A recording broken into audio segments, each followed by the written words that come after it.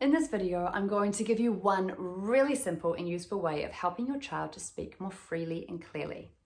Hi, I'm Jane from Talking Made Easy. I'm a qualified speech and language pathologist, and today I'm going to tell you all about rephrasing, what it is and why we use it, some specific examples of how to use it, ideas around keeping the strategy really simple for you and your child, and a simple formula you can use to ensure rephrasing can fit into any interaction you are having with your child.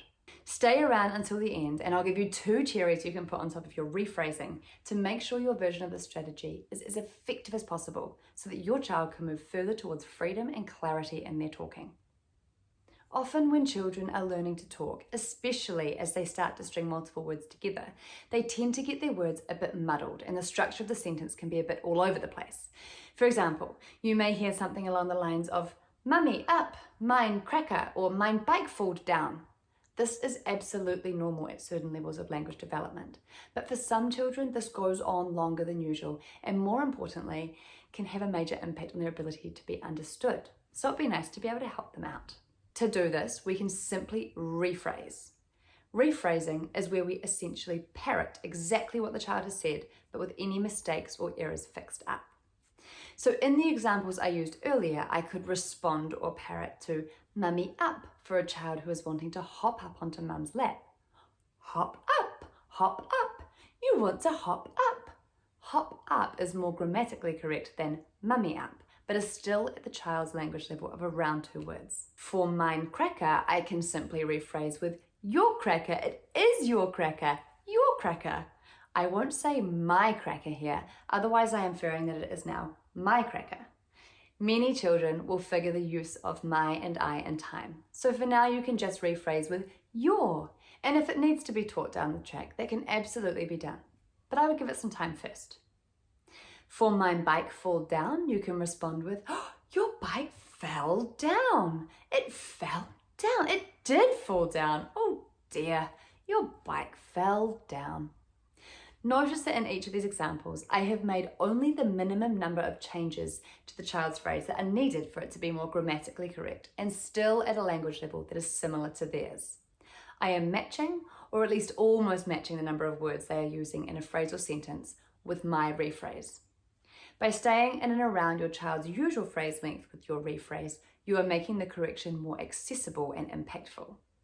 To hear "mine cracker" from your child and then respond with "that's right, it is your yummy cracker with cheese on it," would be a bit much. Not only have I fixed up the grammatical error, but I have added so many extra parts that the fix-up I made becomes diluted. The whole thing just becomes a bit confusing.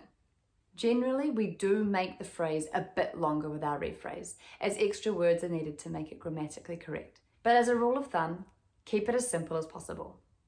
Where usually an interaction has 2 parts. Our child speaks and we respond. Try implementing this 3-step formula to include rephrasing with your child. First, listen to what your child is saying, and rather than responding straight away, we're going to put in the rephrase first. So step 2 will be rephrase or parrot what your child has said with any mistakes fixed up. And finally, in step 3, you respond as usual.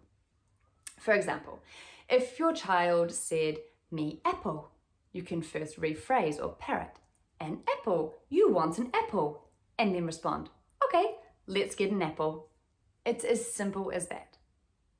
Rephrasing is a passive process where you just repeat back what your child has said with any errors fixed up. There is no need for them to repeat again. The more they hear the correct language, the more they can soak it up and then use it themselves later. And now for those cherries that I promised. First of all, add emphasis and repetition to the corrections you have made so that they stand out. For example, "bike falled over" can be rephrased with "the bike fell over. It fell over. It did fall over." For more detail on the use of effective repetition for talking practice, see my video on repetition that will pop up at the end of this video. And for the second cherry, this one is very important. Avoid saying no. When you go to rephrase, take every attempt that your child has made as correct, as we want to boost their confidence with talking. We don't want them to know that we are correcting them, we just want to do it. So in the last example, bike falled over, we do not want to say, no, you should say your bike fell over. You want to respond with, that's right, the bike fell over. It did fall over. Keep it positive and show your child that you have understood exactly what they have said. And then you can sneak your little correction in there. I cannot express enough the importance of keeping this practice positive and boosting your child's confidence for talking. To practice rephrasing, find a 10 to 15 minute activity or task in your day. Any activity will do. During this time, listen to your child speaking and practice rephrasing any sentences or phrases that are not quite right. It doesn't have to be anything flash. It's all about diving in and having a go.